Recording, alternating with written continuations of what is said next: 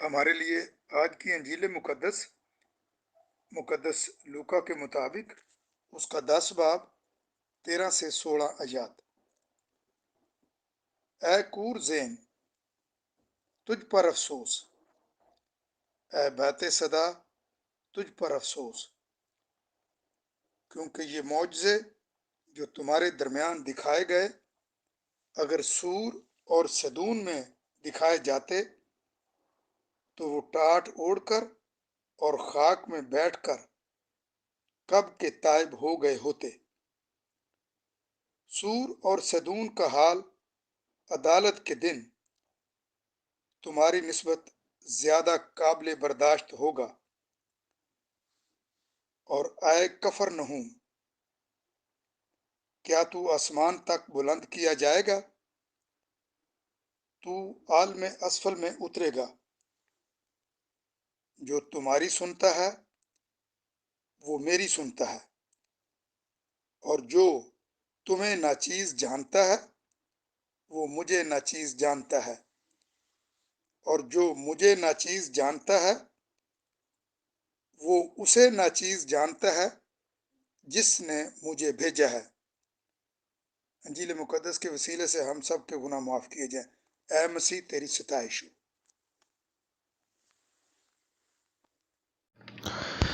عزیز مومنین، صبح خیر میں brother Asad Brent Christ the King Major Seminary Karachi سے آج کی تلاوتوں پر روشنی ڈالنے کے لیے آپ کی خدمت میں حاضر ہوں۔ میرے عزیزو، آج کی پہلی تلاوت اور انجیل مقدس میں افسوس، پچھتاوے اور خود کی غلطیوں پر اپنے ضمیر کی آواز کو سنتے ہوئے نادام ہونے کو افضل قرار دیا گیا ہے۔ ضمیر کی آواز یعنی خداوند اور اس کی روح کی آواز کو پہچاننا۔ اکثر اوقات ہم سے بہت ساری ایسی غلطیاں سرزد ہو جاتی ہیں جن کا احساس ہمیں بعد میں ہوتا ہے کہ شاید یہ عمل میں نے ٹھیک نہیں کیا، یا یہ عمل خدا کی مرضی کے مطابق نہیں تھا۔ لہٰذا ضمیر کی یہ آواز ہماری مدد کرتی ہے کہ ہم اپنی اس غلطی کو سدھاریں۔ اسی طرح آج کی پہلی تلاوت جو کہ باروک نبی کی کتاب کے پہلے باب میں سے ہم سنتے ہیں، اس میں باروک نبی بابل کے لوگوں کے لیے تسلی کا پیغام لے کر آتا ہے۔ یہ وہی باروک نبی ہے جو کہ ارمیہ نبی کا شاگرد ہے اور جس نے عرصہ دراز تک قید میں زندگی بسر کی۔ وہ اپنے لوگوں کو اس بات کے لیے قائل کرتا ہے کہ ہم سب عید کے روز خداوند کے گھر میں اس بات کا اقرار کریں کہ ہم اپنی غلطیوں پر شرمندہ ہیں۔ ہم ہمیشہ نافرمانی کی زندگی گزارتے آئے ہیں اور خداوند اپنے خدا کی آواز سے غافل رہے۔ پچھتاوے کی ہماری یہ حالت دیکھتے ہوئے یقیناً خداوند ہم پر رحم کرے گا اور ہمیں معاف فرمائے گا۔ میرے عزیزو، آسمانوں کی بلندیوں سے لے کر زمین کی گہرائیوں تک ہر ایک چیز میں واحد خدا کی الہی قدرت کا نظارہ ملتا ہے۔ مقدس لوکا جو کہ خود غیر یہودی ہے اور پولس رسول کا ہم سفر بھی ہے، وہ اپنی یہ انجیل خالصتاً غیر یہودیوں کے واسطے لکھتا ہے۔ آج کے انجیل مقدس میں خداوند یسوع مسیح کورزین اور بیت صدا کے لوگوں پر افسوس کرتا ہے کہ اگر یہ سب معجزات سور اور سدوم کے باشندوں کے سامنے کیے جاتے تو یقیناً وہ پچھتا کر خداوند کی طرف لوٹتے، مگر تم سب کچھ دیکھتے ہوئے بھی ایمان نہ لا سکے۔ یقیناً عدالت کے روز سور اور سدوم کا حال تم سے زیادہ قابل برداشت ہوگا۔ میرے عزیزو، تینوں اناجیل میں ہم خداوند یسوع مسیح کے متعلق ایسے بہت سارے واقعات سنتے ہیں یا پڑھتے ہیں جن میں خداوند یسوع مسیح بیت صدا اور کورزین کے علاقوں میں معجزات کرتے ہیں، بہت سارے لوگوں کو شفا عطا کرتے ہیں۔ چند حوالے میں آپ کے سامنے پیش کرنا چاہتا ہوں۔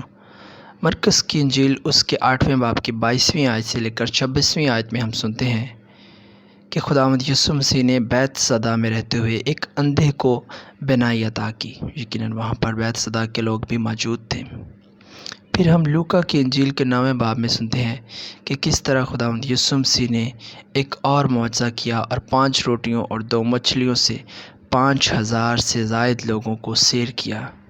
یہ سارے معجزات لوگ اپنی آنکھوں سے دیکھتے اور ان کا تجربہ کرتے رہے۔ لیکن میرے عزیزو، چراغ تلے اندھیرا کا محاورہ تو ہم نے اکثر سنا ہے، جس کا مفہوم ہم یوں سمجھ سکتے ہیں کہ اکثر خدا کی نعمتیں ہمارے سامنے موجود ہوتی ہیں، مگر ہم وہ نعمتیں حاصل نہیں کر پاتے۔ انگریزی زبان کا ایک محاورہ ہے کہ nearer the church further from God. شاید یہ محاورہ کسی حد تک ہماری موجودہ حالت کو بیان کرتا ہے اور اس حقیقت کو بیان کرتا ہے کہ بہت سارے لوگ گرجا گھروں کے قریب رہتے ہیں مگر وہ خدا کی قربت سے دور ہیں۔ میرے عزیزو، یہی حالات ہمیں آج کی انجیل مقدس میں نظر آتے ہیں۔ اس بات کو آج کی انجیل مقدس میں بیان کیا گیا ہے کہ اس قدر قدرت دیکھنے کے باوجود بھی